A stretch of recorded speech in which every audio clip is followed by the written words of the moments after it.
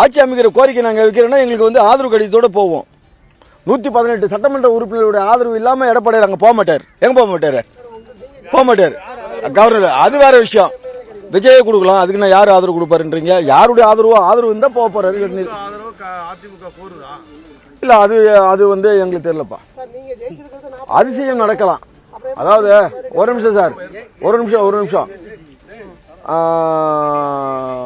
1968 பேரறிஞர் அண்ணாவால் துரத்தடிக்கப்பட்ட காங்கிரஸ் 32 கிட்டத்தட்ட வந்து 58 ஆண்டு காலத்துக்கு பிறகு ஆட்சியினுடைய சுகத்துக்கு தன்மானத்தை விட்டுட்டு எதிரெதிர் அணியில் போட்டியிட்ட போதிலும் ஸ்டாலினுக்கு துரோகத்தை செஞ்சுட்டு நீங்க வந்து விஜய் பின்னாடி ஓடுறீங்க. அப்போ காங்கிரஸ் நடவடிக்கை சரியானதா? அப்ப காங்கிரஸ் வந்து ஒரு தேசிய கட்சி. காங்கிரஸ் பல்வேறு நிலைப்பாடுகளை ஒரே டைமில் எடுக்கிறீங்க. ஒரு பக்கம் பாத்தீங்கன்னா கம்யூனிஸ்ட் வீட்டு கம்யூனிஸ்ட் கேரளால வரீங்க. இங்க வந்து என்ன பண்றீங்கன்னா அதே கம்யூனிஸ்ட் வந்து நீங்க வந்து நாங்க அங்க போயிட்டோம் வாங்கன்னு சொல்லிட்டு ஆதரவு வந்து அங்க போய் உட்காந்து கேட்டுக்கிறீங்க. இதுக்கு வந்து காங்கிரஸ் வந்து புரோக்கர் வேலை செய்யுது.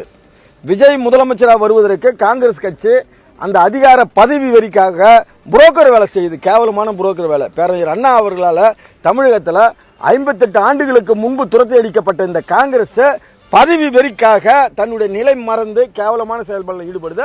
அதை வந்து திராவிட இயக்கங்கள் நிச்சயமா நாங்கள் முறியடிப்போம்.